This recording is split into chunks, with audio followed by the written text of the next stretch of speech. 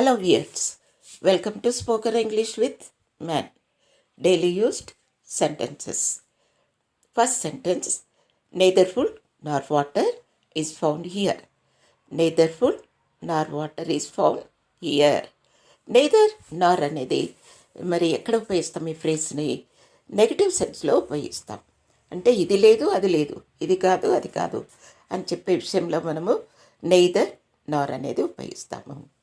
ఇక్కడ దీనికి ఆపోజిట్గా ఎయిదర్ ఆర్ అంటాం. అంటే ఇది లేక అది, ఇదైనా సరే అదైనా సరే అని కూడా ఉపయోగిస్తాం. అక్కడ ఇక్కడ ఇది కాదు అది కాదు అని చెప్పే చోట నెయిదర్ ఆర్ నార్ అని ఉపయోగిస్తాం. So neither food Nar water is found here. నీళ్ళు కానీ భోజనం కానీ ఇక్కడ దొరకదు, లేవు అని అర్థం. అయితే మనము మరి ఎన్నో ఎగ్జాంపుల్స్ కూడా మాట్లాడవచ్చును. The food is neither tasty nor healthy. ఈ భోజనము టేస్టీగా లేదు, ఆరోగ్యకరం కూడా కాదు అని అంటాం. అలాగే ఎన్నో మాట్లాడతాం. The man is neither good Nar honesty అంటాం. అంటే ఆ మనిషి మంచివాడు కాదు, నీతిపరుడు కూడా కాడు అని అంటాం. అంటే ఇది కాదు అది కాదు అని అర్థం. So I like neither my brother Nar my sister. మా సిస్టర్ని కానీ మా బ్రదర్ కానీ లైక్ చేయను అని అంటాం అక్కడ కదా. So second sentence, mathematics is a branch of study. Mathematics is a branch of study. ఇక్కడ బ్రాంచ్ అనేది 2-3 రకాలుగా ఉపయోగించవచ్చు. బ్రాంచ్ ఇక్కడ ఏంటి, స్టడీస్లో బ్రాంచ్ అంటే ఒక భాగము అని అర్థం. లెక్కలు అన్నవి మన చదువులో ఒక భాగము. Mathematics is a branch of study. మరి అలాగే మరి మెడిసిన్లో ఎన్నో భాగాలు ఉన్నాయి కదా. మరి న్యూరాలజీ, కార్డియాలజీ అంటారు, మరి గైనకాలజీ, ఇలా ఎన్నో భాగాలు ఉన్నాయి మెడిసిన్లో. అలాగే ప్రతి విద్యలో కూడా ఎన్నో భాగాలు ఉంటాయి కదా. అలాగే మరి ఇక్కడ ఇంకో రకంగా ఏంటంటే ట్రీస్ విల్ హ్యావ్ బ్రాంచెస్. చెట్లకి కొమ్మలు ఉంటాయి, అక్కడ బ్రాంచ్ అంటే కొమ్మలు అని. Most of the trees will have branches. చాలా వరకు చెట్లకి బ్రాంచెస్ ఉంటాయి, కొమ్మలు ఉంటాయి. Some trees don't have branches. For example palmaceae trees.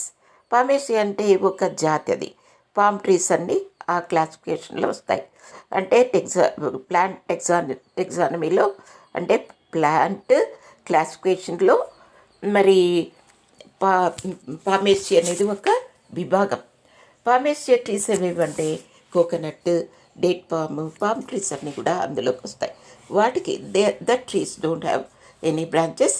Instead of branches they will have big leaves. వాటికి చెట్లు మరి కొమ్మలకు బదులుగా మరి పెద్ద పెద్ద ఆకులు ఉంటాయి కదా. So let us go to third sentence. Are your brother and sister at home. Are your brother and sister at home. మీ చెల్లి అన్నయ్య ఇంట్లో ఉన్నారా? ఆర్తో మొదలుపెట్టాము ఇక్కడ సెంటెన్స్. అంటే ఏంటి, plural, brother and sister plural.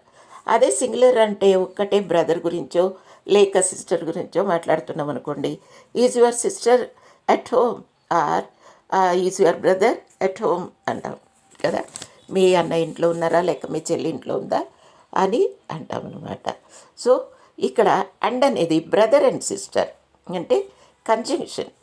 ఒక ఫుల్ మీనింగ్ ఉన్న 2 సెంటెన్స్ కానీ 2 వర్డ్స్ని కానీ కలిపేది కంజంక్షన్.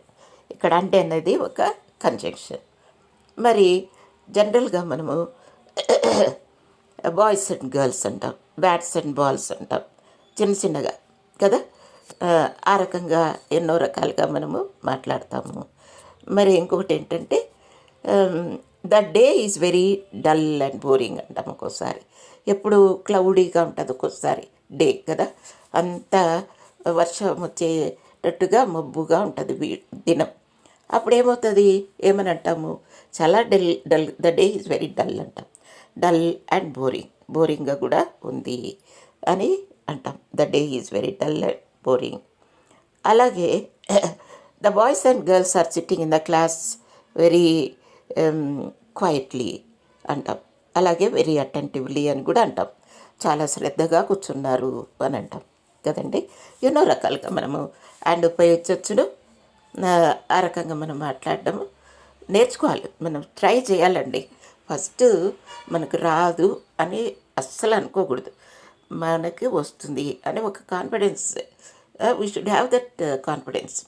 మేము ఖచ్చితంగా ఇందులో మరి పట్టుదలగా ఉంటాము, నేర్చుకోగలము, ఈజీయే, కష్టమేం లేదు అని మనకి ఎప్పుడైతే ఫీలింగ్ వస్తుందో అప్పుడు మనం ముందుకు వెళ్ళే అవకాశాలు ఎన్నో ఉంటాయి. Not only in spoken English, in so many ways, లైఫ్లో కూడా అంతే కదా. So take everything positively and go further. అన్నీ ప్రతి ఒక్కటి మనం పాజిటివ్ సెన్స్లో తీసుకొని ముందుకెళ్ళాలి. మనకు రాదు పోదు అట్లా అని ఆలోచించకూడదు, సరేనా. So let us go to fourth sentence. Do you remember that he was our classmate? Do you remember that he was our classmate? నీకు గుర్తుందా అతను మన classmate? Do you remember that he was, నీకు గుర్తుందా, ఏది గుర్తుంది? That he was our classmate, అతను మన క్లాస్మేటు. డూ యూ రిమెంబర్ అనే క్వశ్చన్తో ఆపేయలేదు. హీ వాజ్ అవర్ క్లాస్మేట్ అనేదానికి that he was, okay. That అని ఇక్కడ కన్జంక్షన్ లాగా ఉపయోగిస్తున్నాం మనము, చూడండి. అలాగే ఎగ్జాంపుల్స్ తీసుకుంటే డూ యూ రిమెంబర్ అనేదానికి, do you remember the last summer holidays how we enjoyed. నీకు గుర్తుందా మనము లాస్ట్ వేసవికాలం ఎంత ఎంజాయ్ చేసామో అని అంటాం కదా. అలాగే do you remember our Telugu master, he was very jovial person, no like that అంటాం. నీకు గుర్తుందా మనకు తెలుగు పండిట్ గారు చాలా గమ్మత్తుగా టీచ్ చేసేవాళ్ళు. ఇలాగ మనం ఎన్నో మాట్లాడవచ్చును కదా. డూ రిమెంబర్ అని చెప్తూ ఎన్నో మాటలు మనము మాట్లాడగలం, సరేనా. అలాగే do you remember that he achieved gold medal. నీకు గుర్తుందా అతడు గోల్డ్ మెడల్ వచ్చింది అతనికి, అలాగా మాట్లాడవచ్చును కదండి. రిమెంబర్ అనేదానికి డూ యూ రిమెంబర్, గుర్తుందా అని, అలాగా. So let us go to fifth sentence. I was very much pleased to see you all there. I was very much pleased to see you all there.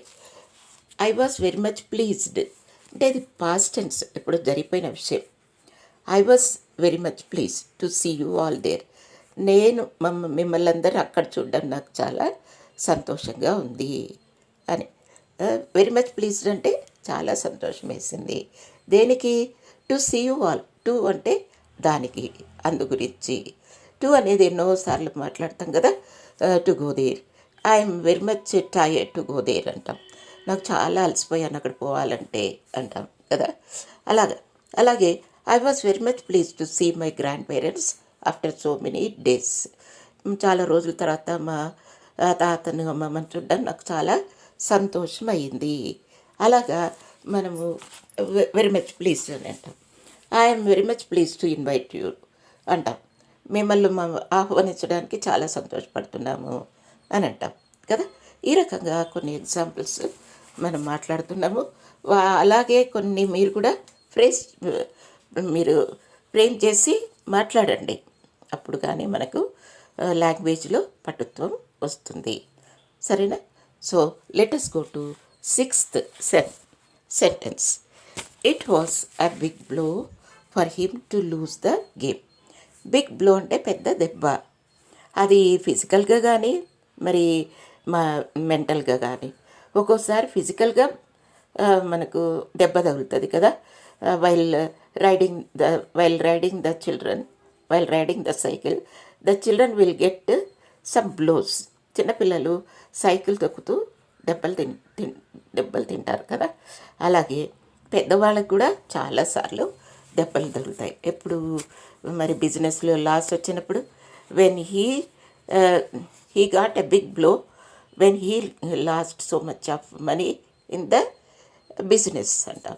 బిజినెస్లో చాలా డబ్బు పోగొట్టుకున్నప్పుడు అతనికి పెద్ద దెబ్బ తగిలింది అని అంటాం కదా. అలాగా చాలా విషయాల్లో మనము మాట్లాడవచ్చును. దేంట్లో? బిగ్ బ్లో అనే విషయంలో. అదేవిధంగా it was a big achievement for him to get applause from his father. వాళ్ళ తండ్రి నుంచి ఒక మెప్పు పొందినప్పుడు అది పెద్ద అచీవ్మెంట్ లాగా ఫీల్ అయ్యాడు కదా, అలాగా. Okay, let us go to seventh sentence. Be seated there until I come. Be seated there only until I come. Only అనేది ఎప్పుడు ఉపయోగిస్తామండి? అది మాత్రమే అక్కడే. దేర్ ఓన్లీ అంటే అక్కడే, హియర్ ఓన్లీ అంటే ఇక్కడే. అలాగా ఓన్లీ ఇప్పుడు చెక్ రాసి ఇస్తాం ఎవరికైనా. రాసిచ్చినప్పుడు మనము ఇంత అమౌంట్ అని రాస్తాం. Suppose 25,000 we wrote in the cheque. Only 25,000 అని రాసి ఊరుకోకూడదు. లాస్ట్లో ఓన్లీ అని రాయాలి కదా, 25,000 ఓన్లీ అని రాయాలి. ఎందుకు? They may some people may manipulate it. దాన్ని మార్చేయచ్చును కదా. 25,000 పక్కన జీరో పెడితే అయిపోయింది కదండి, ఇంకా అది లక్షల్లోకి వెళ్ళిపోతుంది. So we have to make it a point that we have to write only after the money that we placed in the cheques. Okay, చెక్లో మనము రాసిన అమౌంట్ పక్కన ఓన్లీ రాయడం తప్పనిసరి. అంటిల్ అనేది ఎప్పుడు ఉపయోగిస్తాము? అంతవరకు. I slept until 7 o'clock in the morning. ఈరోజు ఉదయం మార్నింగ్, ఈరోజు కాదు, అంటిల్ మార్నింగ్ అంటే మార్నింగ్ 7 o'clock వరకు, నేను 7 గంటల వరకు నిద్రపోయాను. I waited there until the bus come. Until the bus comes, నేను అక్కడ చాలాసేపు నిలబడినాను బస్సు వచ్చేంతవరకు కదా, అలాగా. We waited in the house until the rain stop. మేము ఇంట్లోనే ఉండిపోయాము రెయిన్ స్టాప్ అయ్యే వరకు. ఆ రకంగా అంటిల్ అనేది ఉపయోగిస్తాము, సరేనా? So let us go to 8th sentence. Which is your destination? Which is your destination? మనము most of the time, sometimes we will travel in the bus, either in the bus or train or anywhere. While we are traveling, we'll sit quietly. Whenever we got our destination, we'll get out of the bus or train or like that. No, we will అక్కడ ఎప్పుడైతే మనకు destination వస్తుందో అప్పుడు మనము దిగిపోతాం. We will get down from the train or from the bus or anything. No, so whenever we reach our destination will get down from the vehicles. No, అది మామూలుగా destination. లైఫ్లో కూడా డెస్టినేషన్స్ ఉంటాయి. ఏమి గమ్యం? ఈ జీవితంలో ఒక గమ్యం అనేది ఉందా అంటారు ఒక్కోసారి. Do you have any destination in your life అంటారు ఒక్కోసారి పేరెంట్స్ సీరియస్గా పిల్లలతో. సరిగ్గా చదవకపోతే లేకపోతే నిర్లక్ష్యంగా ఉన్నప్పుడు ఏమంటారండి, do you have any destination in your life అంటారు. ఆ రకంగా మనము మాట్లాడవచ్చును. So let us go to 9th sentence. All my dreams shattered at once. All my dreams shattered at once. నా కలలన్నీ చెల్లా చెదురయ్యాయి. నా కలలన్నీ చెల్లా చెదురయ్యాయి ఒక్కసారిగా. అట్ వన్స్ అంటే ఒక్కసారిగా.